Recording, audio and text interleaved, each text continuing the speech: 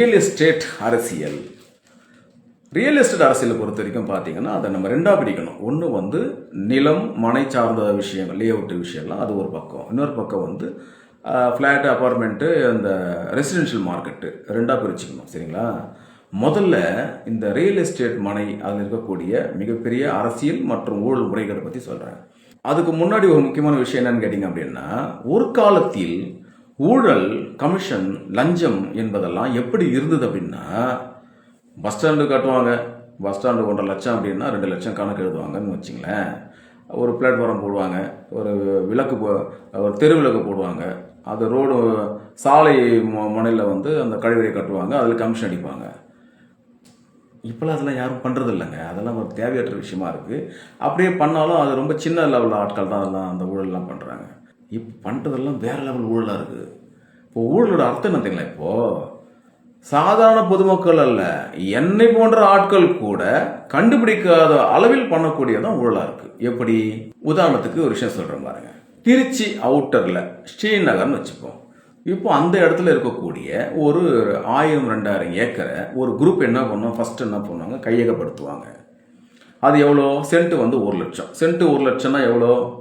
அந்த சதுர அடி 200 ரூபாய்க்கு தான் இருக்கும். அதை வந்து முதல்ல கையகப்படுத்திடுவாங்க. கையகப்படுத்திட்ட அப்புறமா அடுத்த அவங்களுடைய ஆப்ரேஷன் என்ன தெரியுங்களா? அவர்களுக்கு சார்பாக இயங்கக்கூடிய ஒரு மாநில அமைச்சர் அல்லது மத்திய அமைச்சர் என்ன பண்ணுவாங்கன்னா, ஏர்போர்ட்லேருந்து இறங்கும்போது போகிற போக்கில் ஒன்று சொல்லுவாங்க. என்ன தெரியுங்களா? திருச்சி ஸ்ரீநகரில் வந்து ஒரு சிப்காட் வருது, இல்லைன்னா டைட்டில் பார்க் வருது, ஐடி பார்க் வருது, சேட்டலைட் சிட்டி வருது, இல்லைன்னா இருக்கு கிரீன்ஃபீல்டு ஏர்போர்ட் வருது அப்படின்னு அடிச்சு விட்டு போயினே இருப்பாங்க. சரிங்களா? இந்த செய்திகளை யார் கவனிக்கிறாங்களோ இல்லையோ, ரியல் எஸ்டேட்காரங்க கவனிச்சிட்டு இருப்பாங்க. உடனே என்ன பண்ணுவாங்க, ஸ்ரீநகரில் இருக்கக்கூடிய லேண்டை வந்து ஆக்குபை பண்ண பார்ப்பாங்க. அதில் பல ரியல் எஸ்டேட் கம்பெனியும் உள்ளே போகும். அதெல்லாம் அவங்க படிப்படியாக வாங்கி அதை குவிப்பாங்க. அந்த 200 ரூபாய்க்கு வாங்கின அந்த குரூப் என்ன பண்ணும், 2000 ரூபாய்க்கு அந்த லேண்டை வந்து விற்றுருவாங்க. இப்போ இவங்க என்ன பண்ணுவாங்க, அதை வாங்கி அதை ரோடு போட்டு, அது பவுண்டரி கட்டி, அது கல் வச்சு, அதுக்கு அது அந்த நகர் இந்த நகர் கிரியேட் பண்ணிவிட்டு, இப்போது 2000 ரூபாய் லேண்ட் இருக்கக்கூடிய அந்த லேண்டை என்ன பண்ணுவாங்க அப்படின்னா, 2000 ரூபாய் இருக்கக்கூடிய அந்த லேண்டோட காஸ்ட்டை 4000 ரூபாய்க்கு இன்க்ரீஸ் பண்ணுவாங்க. உடனே ஜனங்க என்ன பண்ணுவாங்க, அதை வாங்குறதுக்கு முண்டி அடிச்சுட்டு வாங்குவாங்க. ஆனால் 6 மாதம் இல்லை, 6 வருஷம் ஆனாலும் அந்த ப்ராஜெக்ட் அங்கே வராது. உதாரணம், திருமழிசையில் இருக்கக்கூடிய சேட்டலைட் சிட்டி இப்படி தான் சொன்னாங்க, சேட்டலைட் சிட்டி வருதுன்னு. திருமழிசையில் வரல. ஸ்ரீபெரும்புதூர்ல கிரீன்ஃபீல்டு ஏர்போர்ட் வரப்போகுதுன்னு சொன்னதால் அந்த லேண்ட் ரேட்லாம் எக்கச்சக்கமாகிடுச்சு. கடைசி வரைக்கும் இன்னைக்கு வரைக்கும் கிரீன்ஃபீல்டு ஏர்போர்ட்டோட அடிக்கல் கூட நாட்டில். இப்போது இந்த ஊழலை போய் நீங்கள் யார்கிட்ட கேட்க முடியும்? இது ஊழலே கிடையாது. அவங்களுடைய அகராதிப்படி இது ஊழலே கிடையாது.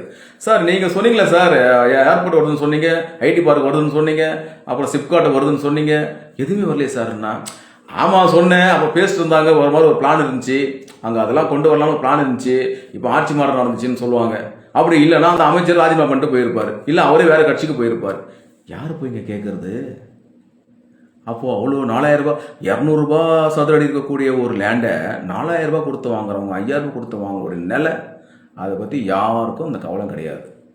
ஆனால் இப்படி நம்மளை ஏமாற்றப்பட்டிருக்கணும்னு தெரியாமல் அதை வாங்கி போட்ட ஜனங்க அவங்க இந்த முறைகேட்டை போய் யார்கிட்ட போய் சொல்ல முடியும்? இதை கம்ப்ளைண்டாக கூட நீங்கள் பதிவு பண்ண முடியாது, எந்த கோர்ட்டில் நீங்கள் வழக்கும் போட முடியாது.